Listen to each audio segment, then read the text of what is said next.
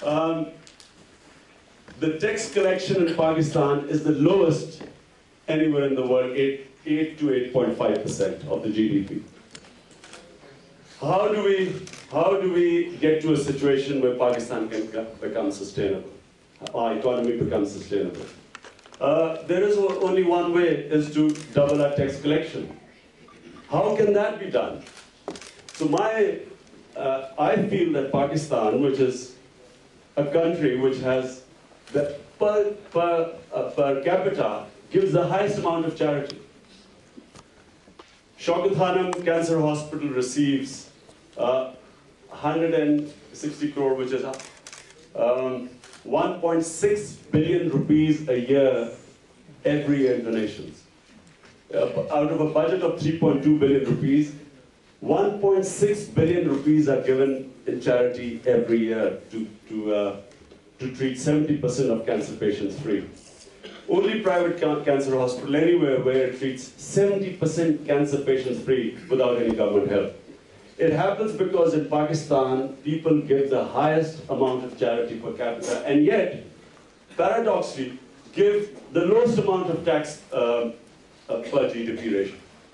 So, in my opinion, the key to Pakistan being solvent is collecting revenues. Who's going to do that? And I think the way to do it is, number one, to create a tax culture in Pakistan. How? By using people's taxes in a way where people have confidence in the government that the money they give is going to be spent on the people. At the moment, the expenditure of the presidency, daily expenditure is 1 million rupees. In a country where 130 million people live below or around $2 a day, the presidency spends $1 million a day. The Prime Minister House is not far behind, but the foreign travel of the president is close to, which comes to 1 million rupees a day. The Prime Minister is 2.4 million rupees a day, foreign travel. There are 80 ministers, around about 80 ministers, all costing about 500 million rupees a month. There are, in Pakistan, almost 40 ministers who have bulletproof cars, again 500 million rupees per car. And so on, the way the ruling elite lives, of the taxes, and who pays the taxes in Pakistan? Almost 80 to 90% of taxes are indirect. In other words, the poor subsidize the rich in the country. The rich have so many ways of evading taxes. In fact, there are amnesty schemes given to rich people not to pay taxes. The situation is very close to what was the situation before the French Revolution.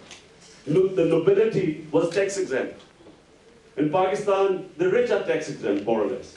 For instance, in England, if you sell real estate, if you sell apart from your own house, if you sell any property, you have to pay, I think, about 40% tax, capital gains tax.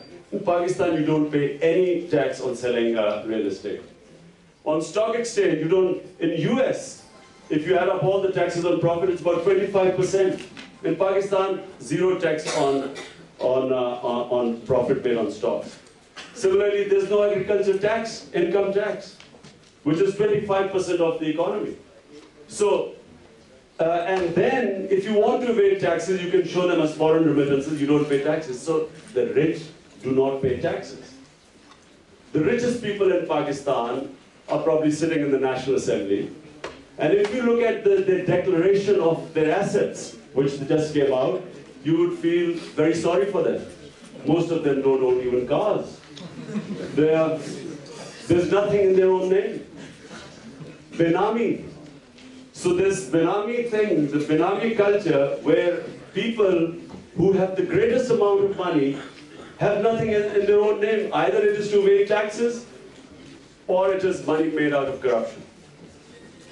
So therefore, a government, first of all, people have to have confidence that a government will use their taxes on the people, number one. Number two, the leadership must start paying taxes taxes itself. I don't know whether you read this, but me and Nawaz Sharif paid only 5,000 rupees tax.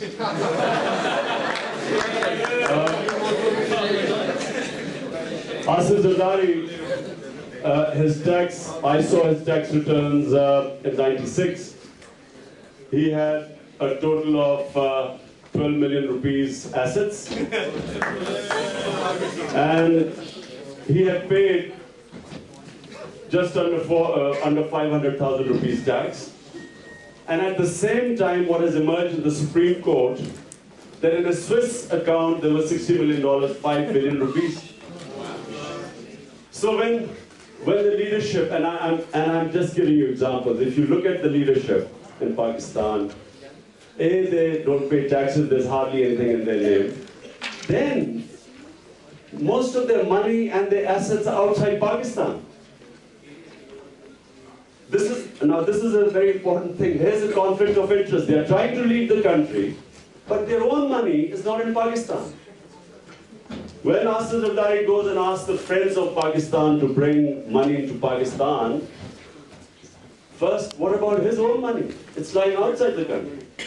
So this is in my opinion, Pakistan is a rich country. Pakistan is a rich country. If you look at the real estate prices in Pakistan, they're phenomenal. They are, certainly as much as in the United States. Most of the real estate in cities is very expensive. Yet the government is poor. We have no money to educate our population. And that is, by the way, one of the biggest crises in the country. 65% of the population is around the age around 25 years old or under. 60% of the population. If we do not educate them, this is the biggest problem which Pakistan is going to face in years to come. And yet if we educate them, this population becomes an asset. And yet there is hardly any money going into education, because as I've given you the figures, 1,600 billion rupees is the total revenue, 24 billion is the expenditure. So already there's an 800 billion deficit. And in this, in the 1,600 billion, if you just, debt servicing is 800 billion. For defense, it's 615 billion. So debt servicing in defense means there's about 200 billion left for the whole of 160 million, 170 million people. So the crucial thing is to collect revenue, to create a tax culture, to make sure that the leadership leads by example, pays taxes itself. Everything is in the name of the leadership.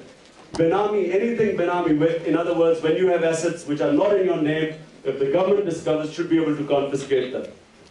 It's the law in India. The moment, and my opinion, if we can get the tax GDP ratio to 20%, Pakistan becomes a solvent country. So this is the thing, who is going to collect the taxes? And then, number 3 is the governance system. And very briefly, I'm just going to talk about the first 3 points, because I think that the moment you fix the 3 things, the country immediately stabilizes. The greatest asset of Pakistan are the overseas Pakistanis.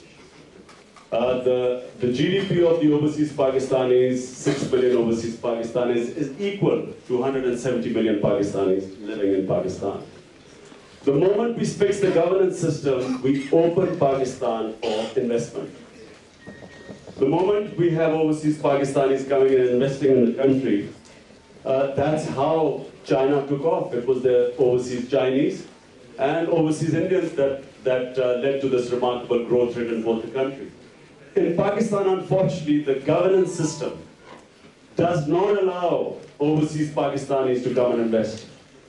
Shaukat Hanam is a classic example in front of you. If you create the environment, you can have access to technocrats, top quality people sitting outside the Pakistan wanting to come back. So you create the environment, they're willing to take a salary cut but come and work if the conditions are right.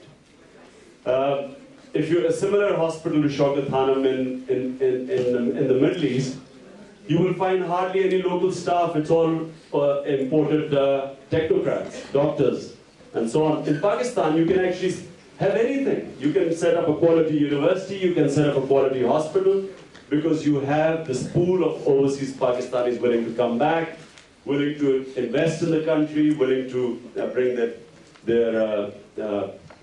technocrats can come back. And so therefore we have the ability to very quickly get out of this mess. So governance has to be fixed. We have to have a tax culture. We have to get out of this war on terror as quickly as possible. These three things are imperative, and we have to have a leadership that leads by example. I look forward to your questions.